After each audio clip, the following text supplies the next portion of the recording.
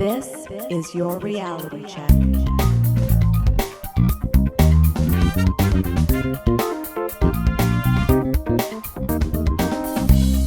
Hi everyone, and welcome to The Reality Check, your weekly Canadian show that explores a wide range of controversies and curiosities using science and critical thinking. The crew is still on holidays this week, but we will be back with a brand new show next week. In the meantime, we bring you a discussion from December that Darren and Adam had with Professor Jim Davies. We hope you enjoy it, and we'll talk to you next week. I'm your host, Darren McKee, and with me, as usual, is Adam Gardner. What's up, Cuboids? And not as usual, Jim Davies. Good day. Friend of the show and associate professor at the Institute of Cognitive Science at Carleton University in good old Ottawa, where we are. Jim's here to talk to us about having emotions you don't feel. He wrote an article in Nautilus in the Facts So Romantic on Biology section back in November, and we thought we would talk to him about it. Welcome, Jim. Thank you. So you start off this general idea of what does it mean to even have an emotion, and then how could it be possible we have emotions we don't feel? Can you parse out what those words mean? Sure. People have this idea that an emotion in its essence is something that you feel, and it's a little strange to talk about being happy but not knowing it or something like that. And there are a lot of smart people of the past who've had this intuition, and I've talked to social psychologists at Carleton actually who also endorse this idea. But there are some interesting studies out there that suggest that we can have emotions and not know it.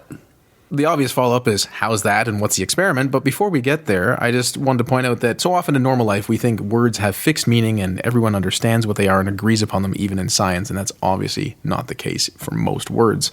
So I know some researchers, like Antonio Damasio, at least at one point, was parsing emotions and feelings in this way, where emotions are the physiological processes underpinning feelings that happen in our body, while the feelings are the conscious experience of them. He thought that was a useful demarcation, and of course other researchers disagreed.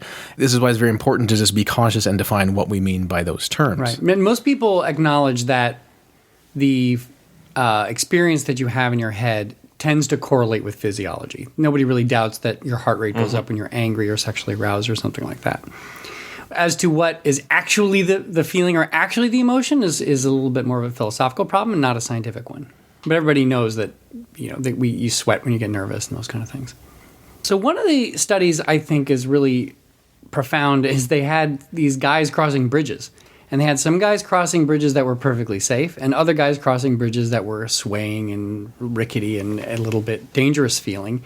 And what they did was they had an attractive interviewer, that's a quote from the paper, an attractive female interviewer stopped the man on the bridge and asked them some questions.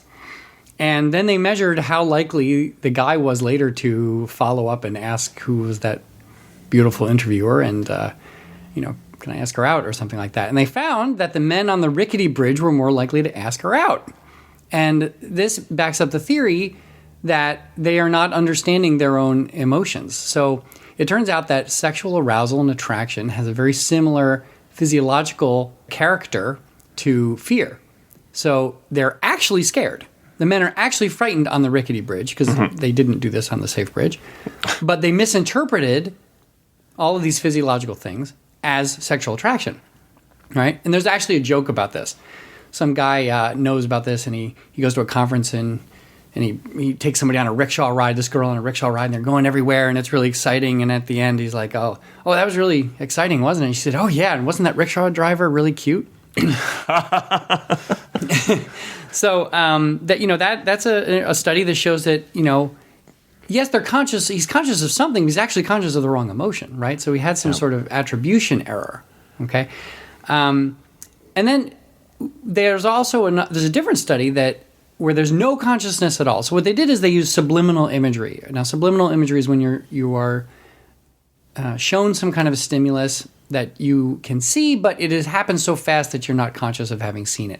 So they flash it basically on a computer screen at a speed that's so fast that you are not aware that it was there. However, certain parts of your visual system have noticed it, okay? That's subliminal imagery. So it's basically unconscious perceiving because of high speed.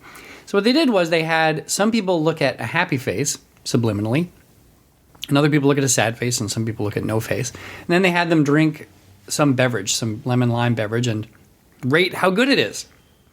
And we know that if you're happy, you like stuff better. That's just a general trend. If you're in a better mood, everything seems better. And what happened was people who saw the happy face had no memory of seeing the happy face, but they rated the drink as better, and they drank more of it. They spontaneously decided to drink more of the drink. So to me, that's a very definitive manipulation of an emotion, completely unconsciously, because they don't even know if they saw a face. They had no conscious experience of anything, yet it affected their behavior and their ratings. I like that study because it has the self-report and the behavior. And so often there's usually one or the other. Right. Yeah, and I could see how people could easily use this kind of stuff in advertising. I think they kind of already do, and there's an idea that you just put happy people in ads. But things like this, we probably don't realize, but that's what we're exposed to all the time when people are trying to trick us into liking their products, right? Yeah. I've been rewatching some Seinfeld, and he just has that bit where he's like, have you ever been drinking the same drink that's in the ad that you're watching on television? You're like, what happened? Did I get the wrong one? Has it gone flat? Those people are so much happier than I am.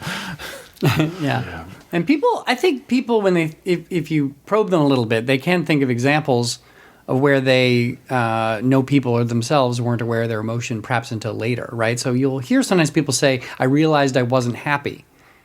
Now, they don't know how they say that. They don't say, suddenly I wasn't happy. They realize that previously they hadn't been happy. They just didn't know it, right? They had maybe deluded themselves into thinking that they're happy.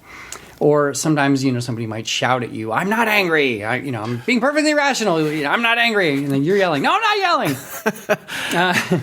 So the good old theory of evolution helps organisms navigate their environment through adaptation. And I was wondering just how this process of emotions and emotional awareness might fit into that landscape in your view. Yeah, so emotions are really old evolutionarily. And what I mean by that is that we share them with many animals, and many of the emotions, the basic emotions that we have, like fear and hunger and sexual desire and joy, evolved before a lot of the species we see today were differentiated. And they are somewhat intact in humans and dogs and cats and probably birds and these kinds of things. And when you think about it that way, that emotions are more primitive and they're in more animals than certainly things like language or conceptual thinking or other things that we often associate with consciousness. It becomes a little bit easier to swallow that they probably evolved before consciousness evolved, right? And the leading theory that I like about why we have emotions is that it's kind of similar actually to the theory of why we have consciousness, but it's kind of like an all points bulletin to the mind. It's that when you're scared or hungry or angry, every part of your brain needs to know it, and it's sort of an all call, and it's a big alarm system for the entire brain, and that's very useful for an organism that needs to rally a whole bunch of processes like evacuation of the bowels and tensing of the muscles and shutting down of the immune system and increasing cortisol and all these things that have to happen. It's important that it's communicated widely. And the consciousness part, the subjective feeling of being scared in a primitive organism might not be there, and it might not be necessary. And it could be that we evolved emotions a long time ago, completely unconsciously. And as we evolved to get consciousness, we became aware sometimes that they're there. Imperfectly, but aware. I think imperfect is a good word choice because we often, I won't say slag emotions on this show, but we often talk about cognitive biases, and cognitive biases are often linked to emotional biases and how people feel. But I do want to say that despite the concern by how we rely on our emotions to make a lot of decisions, which lead us to making poor decisions, without emotions, you really couldn't make almost any decisions. You wouldn't really have preferences in any way. And I think different research with people who have various parts of their brain either lesioned or removed or damaged show that they don't function that well. But I also was thinking that the emotional appraisal system has to work so quickly, a conscious mind just couldn't do it in time. So if you think of a fear stimuli, you're like, oh, there's an object. It looks like it's scary. Maybe I should react. It's already taken too long. Yeah, I read an article yesterday, actually. It's a little speculative, but its theory is that the subjective experience of what we're living in the world is 500 milliseconds behind the real world. And what's happening is it's creating a construction of what it expects, and when there's a violation, it fits it into the timeline so that you think it happened when it did, but it's actually a complete delaying process. And it could be that when you're driving home, it's not actually that you're automatized, it's that you're just not forming new memories because this part of your hippocampus is busy daydreaming about other things, and that's what animals are like all the time. If they don't have that kind of hippocampal function, they are sort of unconsciously but very effectively interacting with their environment. It's interesting in two ways, because to have an experience that you don't really, say, consciously experience, or you have an experience which then the memory is deleted, would be functionally equivalent for you, possibly going forward. As well, I think that what you just mentioned, although it's speculative, people probably believe they're somehow perceiving the world in real time when that concept is almost incoherent. Like, obviously we track objects very quickly in a high fidelity sense, otherwise you might die, but by the very nature of there being a stimuli and there having to be a response, there has to be some sort of lag. Yes, and it requires an explanation for why we don't feel it, and it could be that it just the mind it's not adaptive to recognize that there's a lag. I think it was Max Tegmark who suggested that consciousness was like us trying to form a prediction of the future, right? The immediate future. Interesting concept. Could be. Yeah, it could be.